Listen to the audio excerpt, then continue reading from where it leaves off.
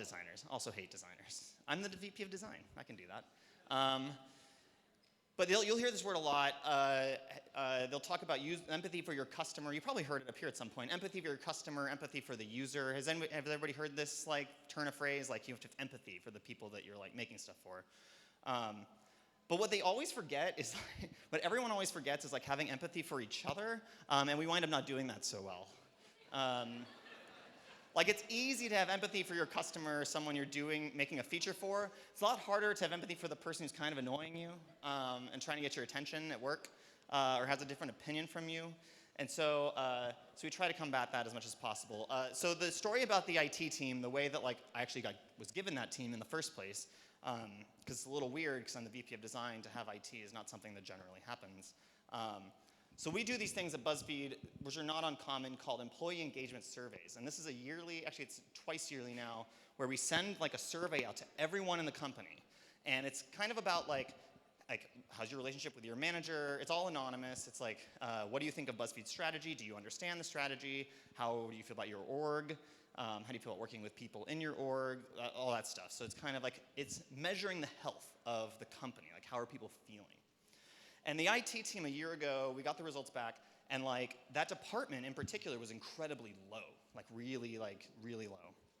And so I was given that team with the task of trying to help them. And so the first thing I did was talk to every single person in IT, all 30 of them, like just sat down with them and like one-on-one and like asked them questions and found out what the problems were. And it turned out that all the problems were communication, like all of them. Like the team wasn't communicating well together, the managers weren't communicating to the team, like people weren't working together well. And it turned out just by changing a few things and like kind of recentering like the team around like that we're one team and we should talk together and share problems together, like that everything changed. And like 6 months later we ran the survey and it's like the second highest in the company now in terms of engagement and like planning to stay at BuzzFeed, which is pretty dope. And all it took was people talking to each other. So like that was kind of cool. This is the second thing I know that I've learned that I'm going to share with you. That managers suck. If you haven't had one, count yourself lucky. You will someday. Who here's had a manager so far? An actual work man? Yeah. How many of those have been awesome? Like super awesome that just changed your life? Yeah, like nobody. that was like a 5%. That's great. That's actually higher than it should be. And you wonder why that is. You're like, why does that suck so bad? Like, why is management such like a shithole of like people that like do a bad job? Like, why is that true? And I think it's because there are lies people tell about management. The first one is that management's not a skill. People think that like, oh, I'm a good designer, I'm good at finance, and then you get this promotion to be a manager, and and you're like so excited because you're gonna have more power. Turns out you have no power, and that like the people are gonna do what they're gonna do, and so you're frustrated because you're trying to manage the work, because you're used to being a good finance person or a good marketer, and so you're trying to do the marketing work instead of the management work. And like management itself is totally a skill. When I became manager 4 years ago, I was a pretty good designer. And it turned out that none of that mattered. Like the design skill has nothing to do with management skill. I'm still learning new things all the time about management. I read books, I like talk about it, I write about it, just to try to keep up and try to like learn about this craft. It's actually a craft, and a lot of people don't treat it that way. This is a lie that you're gonna be told at some point that the only way to get promoted is to be a manager. This is total bullshit, or it should be at most companies. The problem is a lot of companies look at this like this career track. This is your career track. And you can replace designer with whatever, right? Like, doesn't matter. Where you're a junior person, you're a mid-level person, you're a senior person, then you become a manager, and then you become a director, and then you become me. And you would think, right, that all the designers at BuzzFeed eventually want to be me, right? They want to be a VP of design. They actually don't when you talk to them. None of them have any desire to do the stupid, boring crap I do all day. Zero. And so like this will never work for them. Like how do you get to be the best at design if you don't want to manage people, if that's not interesting to you? And so at BuzzFeed and a bunch of other companies, this is kind of how it looks, and you should know this going in, that like a lot of companies don't look like this, but they should, where we split the tracks. And so being a manager is actually equivalent to being a senior designer. And so like they're like parallel in their ability, in their like influence, but just different responsibilities entirely. What was I gonna say about that? I had something clever, but let's pretend I said it. But they're like paid the same, like those two levels, like design manager and senior product designer, are paid the same. The other nice thing about this is like it allows people to try management without going back, feeling like they're going backwards if it doesn't work. So like if someone tries management in that old, so can I go back? Boom. If someone tries management here and doesn't like it, they're getting demoted to become a designer again, which sucks. That's super bad. Here, like you're just moving sideways. Like you're just moving across to a different set of responsibilities. You're not losing anything, which is kind of cool. The third lie is that good management is up to managers. I wish I could go back. Someone asked me today if I could tell myself something when I was younger, what it would be, and I said nothing because I couldn't think of anything. But now that I'm up here, I'm actually thinking about it more. And I wish I'd have told myself this because like for a long time, I did not know what good management was. I did not understand, like as an employee, like what I should expect from my manager. All those people would put their hands down when I said great manager. Like what does that even mean? Like what is a good manager? There are a lot of books out there. You should definitely read them. Like the one that turned my life around was called Managing Humans by Michael Lopp.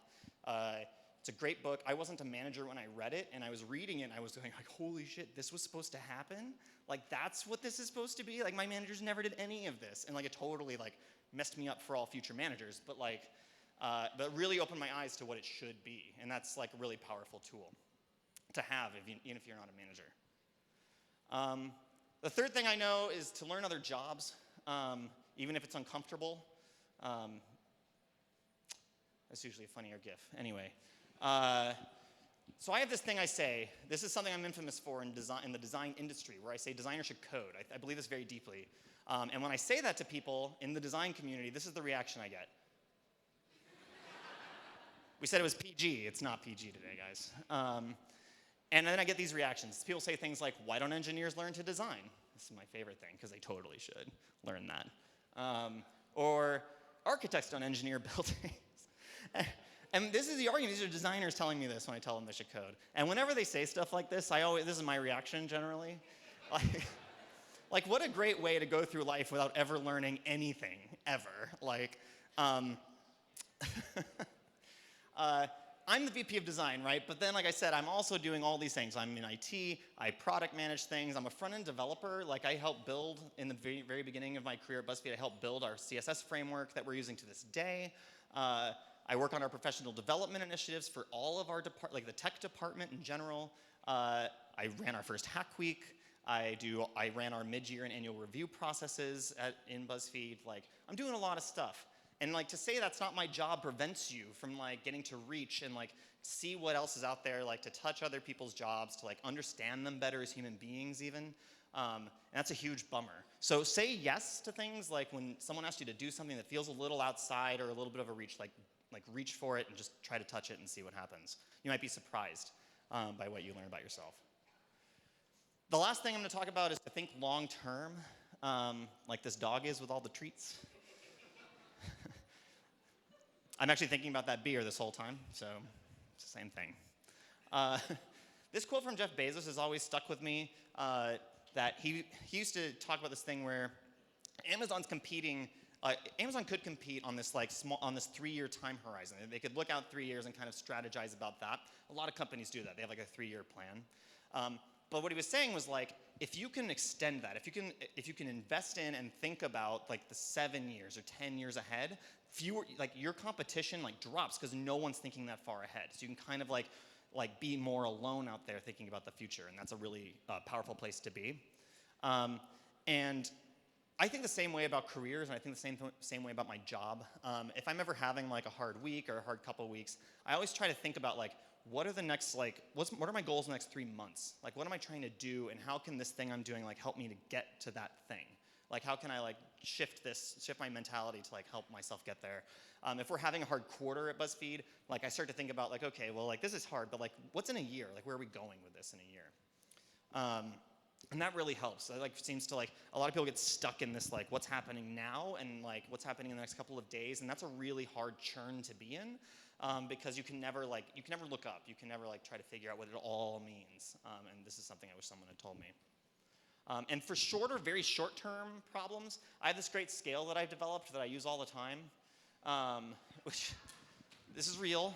Yeah,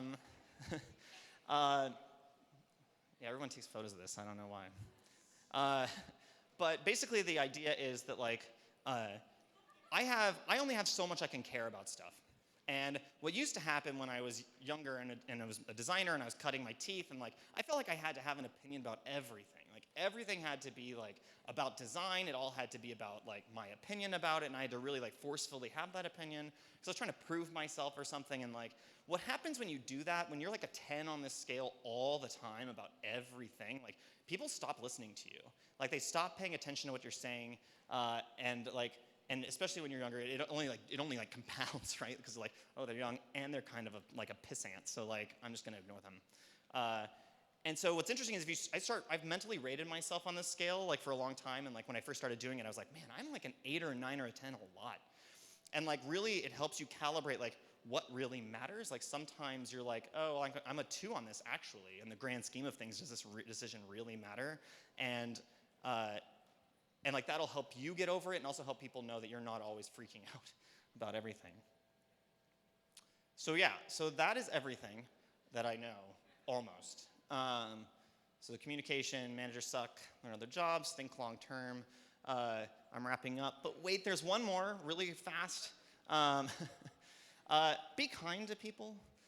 This is like very powerful. Like we're all human beings, just doing the best we can, and like everyone will have a bad day. Like you will have a bad day, your coworker will have a bad day. You'll have a shitty interaction you wish didn't happen that you'll feel bad about afterward.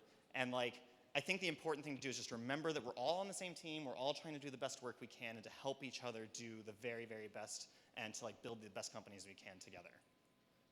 That's it. Thank you.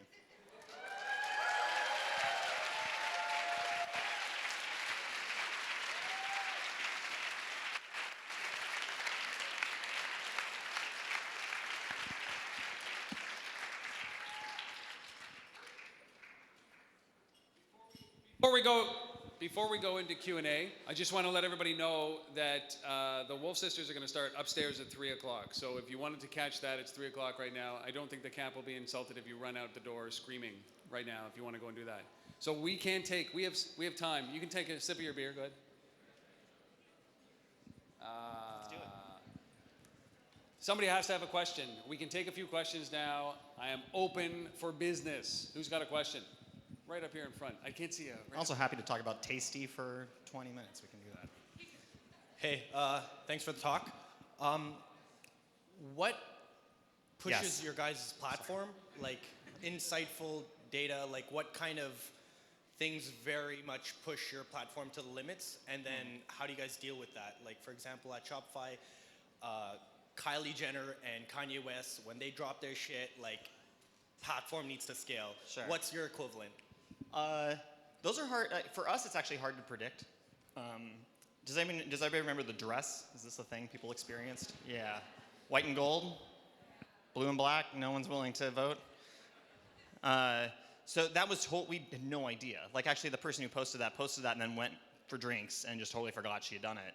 And then an hour later, was called back to the office because the servers were melting and it was her content that did it. So content-wise, it's hard to say. Like we can't really count on anything in particular. We try